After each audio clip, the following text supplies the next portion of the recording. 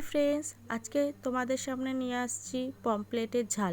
প্রথমে মাছগুলোতে নুন, হলুদ আর সাথে অল্প লঙ্কার গুঁড়ো দিয়ে মাখিয়ে রাখবে। তারপর কড়াইতে তেল গরম হলে একে একে পমফ্লেট মাছগুলো ভেজে নেবে। তারপর যখন কড়াইতে তেল দেবে, তেলটা গরম হয়ে গেল, কেটে রাখা পেঁয়াজ কুচি, লঙ্কা কুচি, টমেটো তিনটি একসাথে ভালো করে ফ্রাই করবে। পেঁয়াজটা হালকা বাদামি হবে আর টমেটোটা নরম হবে, ব্যাস। তারপর একে একে মশলাগুলো অ্যাড করে দেবে।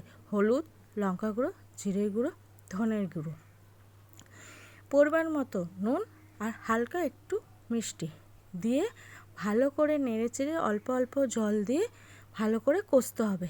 কষা হয়ে গেলে তারপর তাতে পরিমাণ মতো জল দেবেন। জলটা যখন ফুটে উঠবে, মাছগুলো একে একে দিয়ে দেবেন।